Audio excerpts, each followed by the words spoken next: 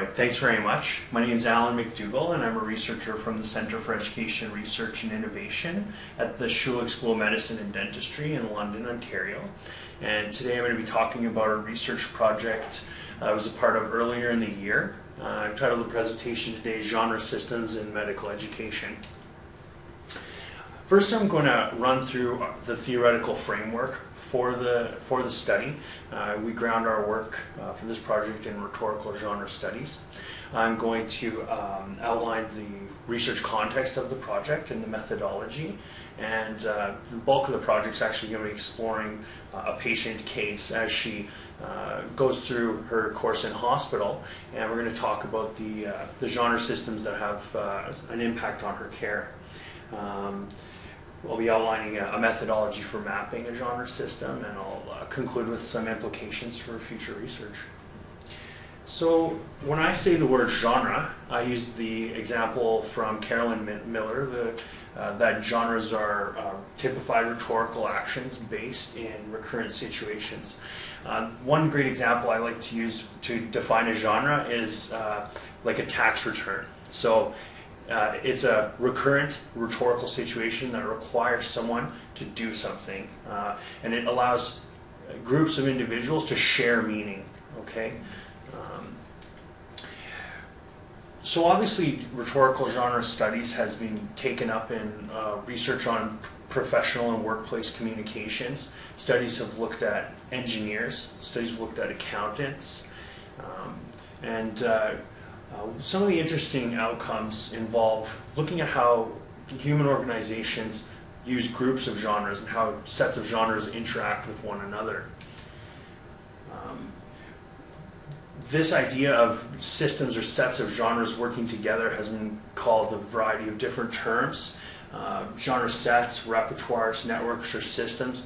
For our purposes today, I'm going to be using the term genre systems.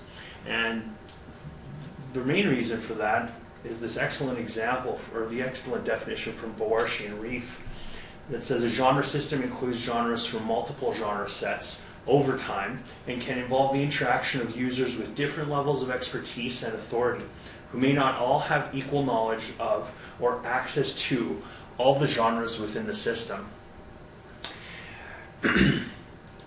This research has been taken up in rhetorical genre studies in medical research. Past works have looked at health records, medical interviews, and case presentations. Case presentations as a genre are going to be my focus today. And Lingard, Garwood, and Schreier and Spafford have defined case presentations as a form of communication that facilitates the collection, construction, transportation, and presentation of medical data.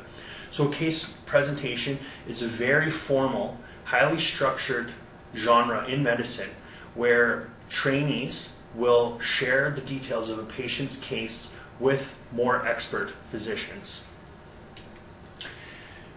For our project, our research question asks, how can we explore the impact of a case presentation genre system on clinical processes and outcomes in a teaching hospital? As part of that, we asked, what are the components of this genre system? Can we map this genre system? How is the case presentation genre system being taught? And how does the case presentation genre system impact clinical outcomes? So I'm going to tell you about the study and how it was structured. It was set on the internal medicine unit at the University Hospital in London, Ontario. It's on the 4th floor. And the participants were an internal medicine teaching team. The team members include 4 to 6 medical students and junior residents, 1 senior resident, and the team leader, who's the attending physician, the team's expert, the professor of medicine. We used audio recording and patient record review to collect data for this project. And when I say patient record review, I mean that a variety of medical documentation is collected around a patient when they stay in hospital. We had access to all of that information as part of our study. For the analysis portion of the data we collected, we did a rhetorical analysis of transcribed audio recordings of case presentations And we also had a clinical expert do a clinical analysis of the portions of patient records we collected.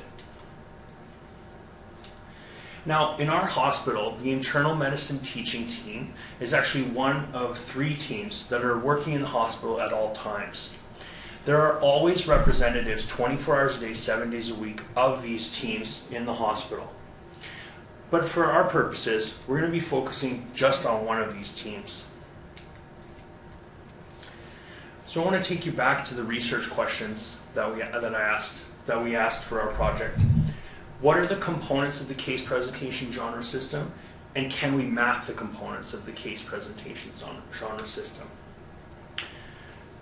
The important components of the genre system are both written and oral, and we therefore captured them through record documentation as well as audio recording. The written genres that are important during a patient's stay in hospital are the admission note that is written by trainees when a patient's first admitted to a team in the hospital. There are numerous, dozens, if not hundreds of orders and progress notes that doctors use to facilitate care for a patient throughout their stay in the hospital. And at the end of a patient's stay, a discharge summary is written. That's a very important document because it's used to go forward in the future to be used by other care providers for that patient. That will chart what happened during their stay in the hospital. For oral genres of the case presentation genre system, there's an overnight case review when a patient is admitted to the hospital. And the facts are, most people actually are admitted to the hospital after working office hours. There's a number of reasons for that I don't need to get into, but these are the facts. Not all the team staff are there during the day, and so often a trainee will give the overnight case review to a senior resident. But the next morning, the case review will again be given to the team attending physician. And I want you to have a look at this schedule at the top of the screen. What you'll see are the colored bars are filled in between 8 a.m. and approximately 6 p.m. for all of the members of the team. That means all the members of this team, Team A, are in the hospital from around 8 to 6. But you'll notice between 6 and 8 in the morning, there are 2 team members who stay on call. That means they stay overnight in the hospital to deal with all the new admissions that come into the team and any other clinical requirements that occur overnight. I put a purple box around the attending's names during those hours because the attending physician is always on call as well. They're just not present in the hospital, but they are available to come in case of an emergency.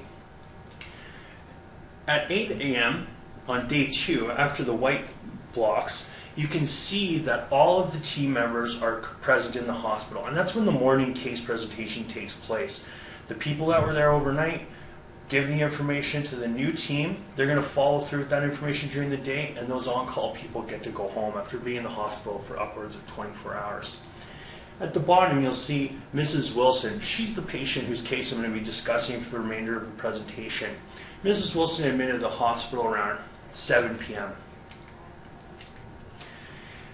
She came into the emergency room, and the emergency staff had a look at her, and around 11 p.m. determined that she should probably be seen by some internal medicine staff.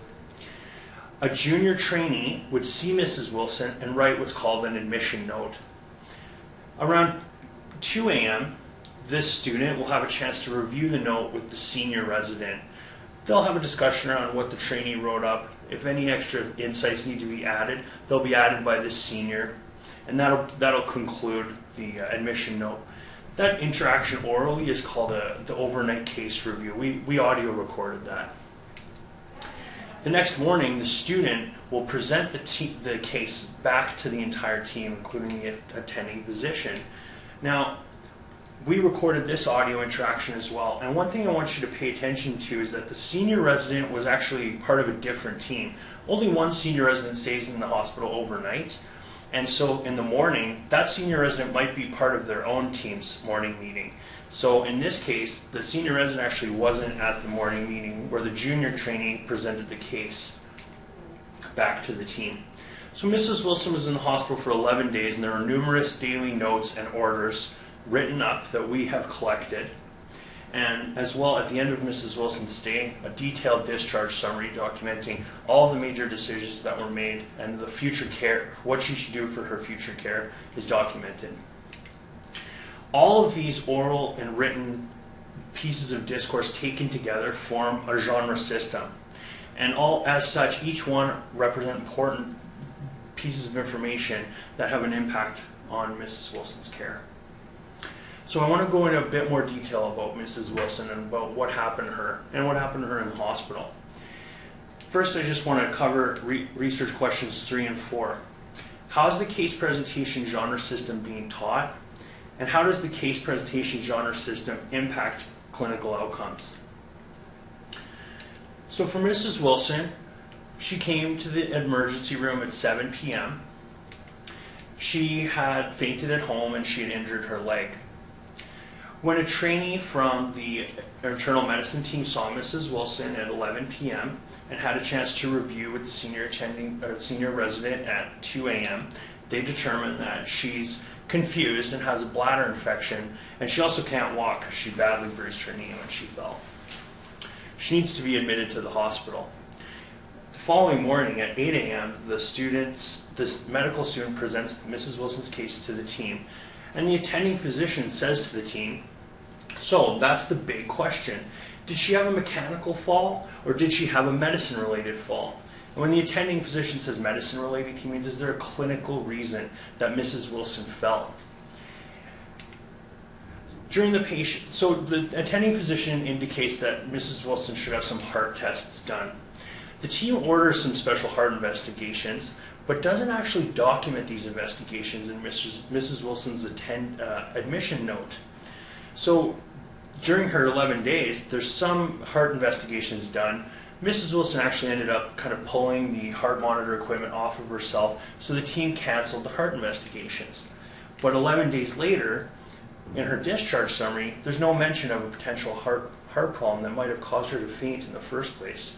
Because the issue wasn't documented in the admission note, because the attending physician didn't ask anyone to write it down, it's actually not documented in her discharge summary, and going forward, no one's going to know to potentially follow up on that issue. So why aren't the heart investigations part of Mrs. Wilson's discharge summary? Why doesn't the attending physician ensure the trainees are documenting new insights during the morning case review? And are there certain points where communication fragmentation occurs more often? Well, we've identified that actually all of this care takes place in what we've called the fragmented system. As you can see, between the 11 days of Mrs. Wilson's stay, the attending physicians switched between day 3 and 4.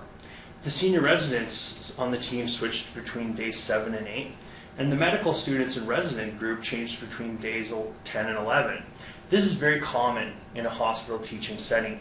Rotations are always changing because of the long hours required for these healthcare professionals. And so, as you can imagine, all of the documentation collected, the genre system of a patient's case during their care trajectory, really relies for these points of handover, these points of transition of the team, relies on the genre system, the information collected therein. So between admission and discharge, the genre system does have an impact on the future outcomes for patients, including Mrs. Wilson. And just to conclude with some potential future outcomes for our work,